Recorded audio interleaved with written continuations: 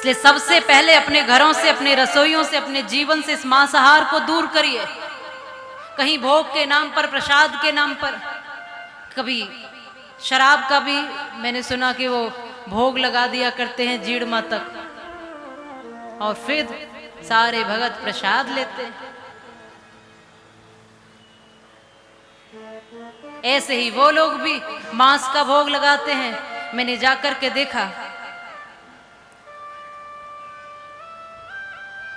और फिर मैंने पूछा कि ये इतने सारी बलि चढ़ाई जा रही है, इनका क्या करते हो? बोले इनको माँ का भोग लगता है, फिर भोग के बाद बोले हम भोग लगाते हैं।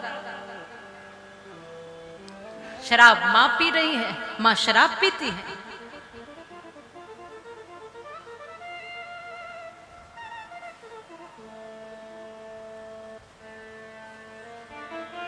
माँ तो सुगंधित आहार, सुंदर आहार,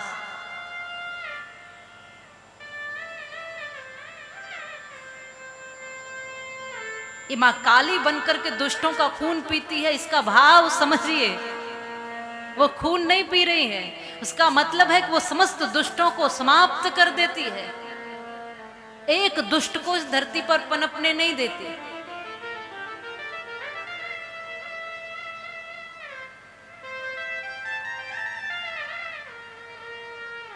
ये कथाएं एक भावनात्मक रूप से देकर के हमें समझाया गया है। इसलिए भोग शराब का हो या फिर भोग मांस का हो, ये माँ के लिए बिल्कुल नहीं। जिसको धतूरा भांग पीनी है वो भोले बाबा के पास चले जाते हैं, हाँ भैया भोले बाबा को भोग लगाओ, खुद भी चढ़ाओ। भैरों को ये पिला दो, खुद भी पी लो। तो आपकी इच्छा से नहीं होगा। ये शराब, सुरा, ये मांसाहार, ये सब राक्षसी भोजन में आता है। इसलिए इस आहार को मनुष्यों के लिए बिल्कुल नहीं बताया है, और यदि करते हैं तो हम भी राक्षसों की गिनती में ही आते हैं।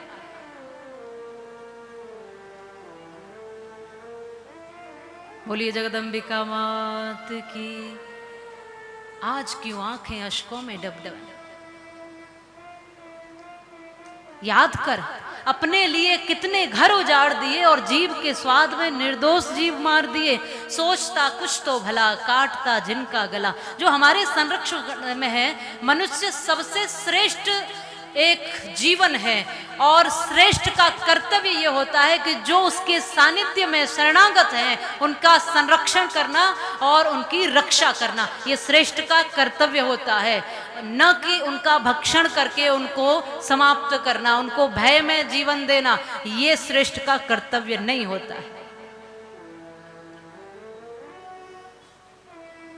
और भी भोग लगाने के लिए तमाम बहुत सुंदर वस्तुएं हैं, इसलिए उनसे भोग लगाइए और स्वयं भी भोग उनका पाइए। मेरा आप सबसे ये निवेदन है। माँ भगवती ने यहाँ सभी के लिए फल, साग, सब्जी, वनस्पति, औषधियाँ, मेवा, मिष्ठान, गौ माता ने दूध दिया है, सब कुछ सुंदर सुंदर सुपाच्य और शाकाहार भोजन दिया है। सभी ब्राह्मण प्रसन्न हो गए, माँ भगवती की कृपा मिल गई। आज धरती पर खुशहाली हो गई, आनंद हो गया।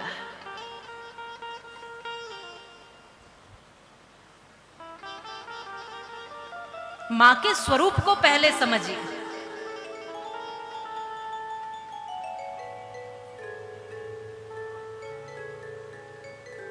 माँ होती क्या है? जो खून पीती है वो माँ होती है। माँ होती है वो। माँ अपने बच्चों का खून, आप सब माँ हैं, आप चिंतन तो करिए। आपके कितने भी बच्चे हों, किसी बच्चे की आंख में आंसू तक नहीं देख सकती हो आप। और माँ भगवती के लिए हम ये सोचते कि माँ खून पीती है तो बकरे की बलि चढ़ाओ, इसकी बलि चढ़ाओ, उसकी बलि चढ़ाओ। इन सब रूढ़िवादिताओं से दूर हों। हमने कई बार हम लकीर के फकीर बनते हैं, और कुछ बहुत सी परंपरा, एक नहीं है, तमाम परंपराओं के नाम पर हम ऐसी चीजों को ढो रहे हैं। कई बार अब माताओं से मैं सुनती रहती हूँ, बृहस्पति को सर नहीं धोना, मंगल को कपड़े नहीं धोना, इस दिन ये नहीं धोना, उस दिन वो नहीं करना। क्यों भाई? इन प्रक्रियाओं को समझो कि क्यों नहीं करना। पहले पानी कम होता था, बहुत कम पानी होता था, और माताओं के बाल लंबे होते हैं, तो फिर सबने मिलकर एक योजना बनाई कि हफ्ते में 2 दिन यदि माताएं सर न धो, सभी स्त्रियां, तो बहुत पानी बच जाएगा, तो नहीं धोते थे। अभी पानी है तो फिर धो, उसको परंपरागत बना दिया। अभी शाम के समय झाड़ू नहीं लगाना, ऐसा कहते थे।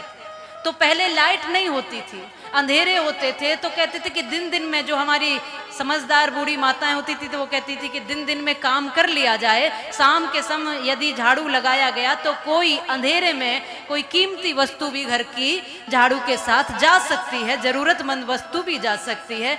लाइट है नहीं, अंधेरा, दीपकों से काम हुआ करते थे पहले, और दीपक का उजाला कितना होता था, तो दिन से सूर्य के प्रकाश से ही काम चलाया जाता था, और साय होते होते तक सारे काम विश्राम कर दिए जाते थे। अभी घर में कचरा यदि शाम को पड़ा है तो वो पड़ा ही रहेगा क्या, उसको तो साफ करिए। अभी तो रोशनी है, अभी तो उजाला है, पर हमने इसको परंपरा बना दी। इस दिन नहाना नहीं, इस दिन कपड़े नहीं धोने, इस दिन मुंह, अच्छा ये सारे फिर माताओं पर लागू है। पुरुष तो बृहस्पति को भी धोए, शुक्र को भी, कोई फर्क नहीं पड़ता, इसलिए परंपरा ही है। ये प्रक्रिया थी, क्योंकि पुरुषों के बाल छोटे होते हैं, माताओं के बाल थोड़े लंबे होते हैं, तो पानी की बचत के लिए इस तरह की एक योजना उस समय में बनाई गई थी। कई कई बार समय अनुसार कुछ योजना बनाई जाती हैं, कुछ कार्य जरूरी रहते हैं, लेकिन ऐसा नहीं है कि समय के बाद। कभी कोई किसी ने कद्दू को काट करके माँ को भोग लगाया था, हम तो बकरे काट के भोग लगाने लग गए। पहले अवस्थाओं को समझो कि स्थिति, अवस्था, धर्म वही है जो देश काल स्थिति और परिस्थिति के अनुसरण को समझ करके किया जाए। अब जैसे मैं कई बार समझाती हूं, उदाहरण के लिए, कि सेंधव नमक को भी कहते हैं और घोड़े को भी कहते हैं, ठीक है। एक शब्द है सेंधव, उसका अर्थ है घोड़ा, उसी का अर्थ है नमक, 2 अर्थ उसके निकलते हैं। तो किसी ने कहा कि सेंधव लेकर आइए, तो क्या लाना चाहिए? नमक। यहां नमक या घोड़े की बात नहीं है, यहाँ बात है कि किसी ने कहा है कि सेंधव लाइए, तो स्थिति देखी जाए कि ये जो मंगा रहा है वो किस स्थिति में है। यदि भोजन करने बैठा है तो नमक लाइए, यदि यात्रा पर जा रहा है तो घोड़ा पकड़ाइए। यात्रा पर जाते हुए को नमक दे देंगे तो कैसे काम चलेगा? स्थितियां देखिए। हमने परंपराओं को समझा नहीं, हम उनको केवल ढोए जा रहे हैं। ऐसा होता था और ढोए जा रहे हैं, ढोए जा रहे हैं, ढोए जा। हमारे यहाँ तो ऐसा होता आया है। भाई क्यों होता आया है? एक घर में शादी थी, तो घर में जो बुजुर्ग, जो बड़ी महिला थी, घर में पालतू बिल्ली थी, तो उसने उस पालतू बिल्ली को बंद कर दिया। जो झाल होती है, जिसमें जो गाय होती है, गाय भैंस, उनके लिए चारा डाला जाता है, वो जो लकड़ी की होती है एक टोकरी, उसके नीचे इस बिल्ली को दबा दिया। उसके ऊपर एक बड़ा पत्थर रख दिया कि ये बिल्ली कहीं नहीं जाए। कारण ये था कि विवाह का घर था, सारी सामग्री फैली पड़ी थी, इतना सब कुछ था, किस किस को अंदर रखूंगी, तो बिल्ली को ही दबा देती हूँ जिससे कि सारे कार्य आसानी से हो जाएंगे। बारात निकलने वाली थी तो बिल्ली को दबा दिया और सारी तैयारी की और बारात को निकाल दिया। अब ये कार्य उसकी बहू देख रही थी। 20 वर्ष बाद उसके बेटे का विवाह आया। अब उसने जैसे ही बारात निकलने लगी, उसने कहा हमारे यहाँ एक परंपरा चली आ रही है। कहा कि कौन सी परंपरा? बोले पहले बिल्ली मंगाई जाए, हमारे कुल की परंपरा है, बिल्ली मंगाई जाए। अब जो बाराती बेचारे तैयार हो के रसगुल्ले खाने जाने वाले थे, अब वो बिल्ली ढूंढने निकल गए। हमारे कुल की परंपरा, अब बिल्ली ढूंढे। अब बिल्ली कहाँ से मिले? वो तो पालतू थी इसलिए घर में। अब बिल्ली बड़ी मुश्किल से मिली तो वो टोकरी ना मिले, वो तो गांव की बात थी तो मिल जा, वो झाल ना मिले जैसी चाहिए थी। कैसे कैसे बिल्ली लाए, फिर झाल लाए, फिर जाके उस पर एक पत्थर रखा, फिर बिल्ली को बंद किया, तब तक बेचारा दूल्हा बैठा रहा और तब जाके बारात निकल करके गई। तो हमारी भी अधिकतर परंपराएं ऐसी ही हैं जिनकी कोई जरूरत नहीं है, वो खोखली मात्र परंपराएं हैं। और भगवान कृष्ण भी इन परंपराओं को तोड़ने के लिए आए, इंद्र की पूजा बंद कराई और गिरिराज पूजन शुरू करवाया। जो बरसों से चला आ रहा था उसको बंद करा के भगवान ने गिरिराज का पूजन शुरू कराया था। भगवान श्री कृष्ण ने कुपित होकर के इंद्र ने खूब वर्षा की थी, लेकिन भगवान ने कहा डरो मत, रक्षक हैं जब हमारे गिरिराज बाबा, तो चिंता की कोई जरूरत नहीं है। 7 दिन तक पूरे ब्रज को डुबोने का प्रयास किया, लेकिन गिरिराज जी को धारण करके उंगली पर ठाकुर जी ने सबकी रक्षा की। बरसों से जो परंपराएं चली आ रही थी वो बंद कराई। बरसों से जो परंपरा चली आ रही थी कि अहिल्या के आश्रम में कोई नहीं जाता था, ये तो श्रापित है, यहाँ कोई नहीं जाएगा, वहां श्री राम गए और उन्होंने कहा मैं इस परंपरा को तोड़ता हूं, जहां कोई नहीं जाएगा वहां मैं जाऊंगा, क्योंकि अहिल्या की कोई गलती नहीं है, ये गलत है। और राम जी ने उसका कल्याण किया। जो गलत है उसको क्यों ढो रहे हो? शराब गलत है तो गलत है, वो किसी के लिए भी ठीक नहीं है, तो उसको क्यों ढो रहे हो? मांसाहार गलत है, वो शरीर के लिए और समाज सबके लिए गलत है, तो उसको क्यों ढो रहे हो?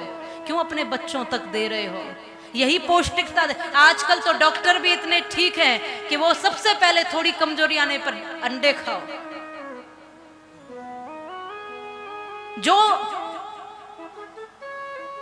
क्या ठाकुर जी ने अंडे खाए थे? उनसे ज्यादा शक्ति किसी के पास है? शक्ति अपने तप में, कर्म में और अच्छे आहार में, मेवा, मिष्टान, दूध, दही, घी, वो चीज सब हमारे पास पर्याप्त है, मौजूद है। पर हम दूध तो नाक पकड़ पकड़ के पीते। बच्चों को देखो, और अंडे खूब उबाल उबाल के दे रही हैं माताएं, मेरा बेटा कमजोर ना हो जाए, ले अंडे।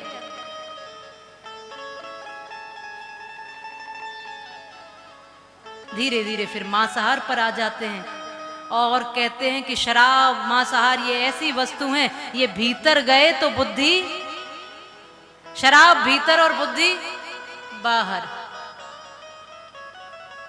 इसलिए इन व्यसनों से दूर हो जाइए, इन आडंबरों से, इन ढोंगों से, इन लकीर के फकीर बने हुए। जिस समय जिस कार्य की आवश्यकता है वो कार्य करना ही धर्म कहलाता है।